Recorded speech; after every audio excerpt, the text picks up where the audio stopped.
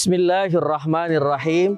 Assalamualaikum warahmatullahi wabarakatuh. Alhamdulillah wassalatu wassalamu ala Rasulillah wala haula wala quwata illa billah, amma ba'd. Tribuners yang dirahmati oleh Allah Subhanahu wa taala. Maka apabila kita renungi kehidupan ini datangnya dari Allah Subhanahu wa taala, ini adalah satu karunia yang wajib kita syukuri. Kenapa? Kalau kita bicara tentang karunia Allah kepada setiap manusia, tentu saja tak terhingga dan begitu banyak nilainya. Contoh dari karunia Allah yang diberikan kepada kita, keberkahan hidup, badan sehat, rizki lancar, anak soleh soleha, anak doyan ngaji, istri doyan ngaji. Ini termasuk karunia-Nya Allah Subhanahu wa taala. Apakah wajib kita syukuri? Maka wajib kita syukuri hukumnya. Karena Allah Subhanahu wa taala tidak pernah ketika memberikan karunia-Nya kepada setiap hambanya tak pernah pilih kasih. Dan karunia-Nya Allah Subhanahu wa taala itu berbagai macam bentuknya kepada setiap hambanya. Maka tribuners yang dirahmati oleh Allah Subhanahu wa taala, begitu luas para ulama-ulama salafun saleh memandang tentang karunia-Nya Allah. Lihat saat ini kita hidup di Indonesia yang ada laut, ada gunung, hijau warnanya pepohonan kita, biru warnanya lautan kita. Itu karunia-Nya Allah Subhanahu wa taala. Maka surah Ibrahim mengatakan, la in syakartum la azidannakum wa la in kafartum inna adzabi lasyadid. Maka ketika kita diberikan karunia oleh Allah Subhanahu wa taala, roman-romannya, rupa-rupanya wajib kita syukuri sedikit ataupun banyaknya. Supaya apa? Supaya semakin banyak lagi karunia-Nya Allah diberikan kepada kita. Misalkan kita punya gaji 5 juta. Ini termasuk karunia-Nya Allah. Bersyukurkah kita? Maka wajib rasa-rasanya kita bersyukur.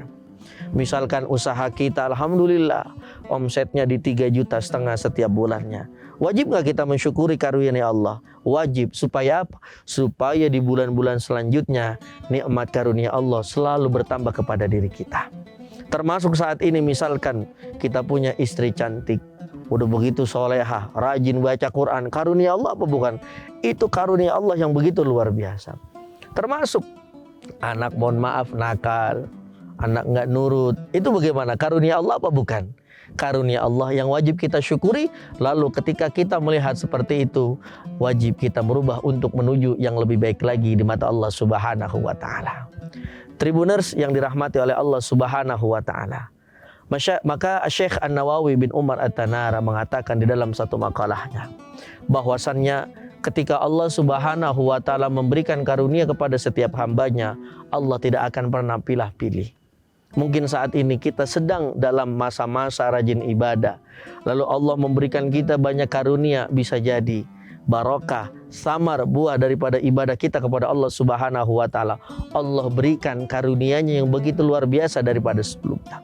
Tapi bisa jadi saat ini kita misalkan dalam kemaksiatan, terus berbuat dosa di hadapan Allah Subhanahu wa taala, maka masih diberikan karunia nikmat oleh Allah Subhanahu wa taala. Maka ini harus jadi renungan bagi kita bahwasannya jangankan yang beribadah, yang maksiat aja masih diberi karunia oleh Allah Subhanahu wa taala. Maka yang harus kita rubah adalah kebiasaan dari maksiat untuk taat kepada Allah Subhanahu wa taala. Tribuners yang dirahmati oleh Allah Subhanahu wa taala. Maka dari itu, setiap hari marilah terus kita merenungi bagaimana Allah memberikan nikmat karunia-Nya kepada setiap hambanya.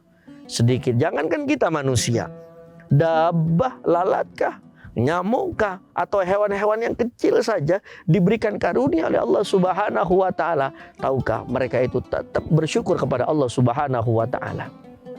Mereka bertasbih, mereka mengucap syukur. Tentu saja syukurnya mereka dengan kita beda.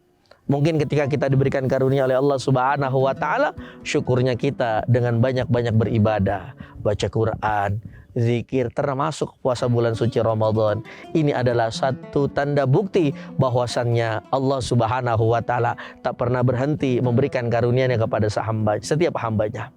Maka Al-Quran menjelaskan di dalam surah An-Nahl ayat 18, wa in ta'uddu ni'matallahi la tuhsuha.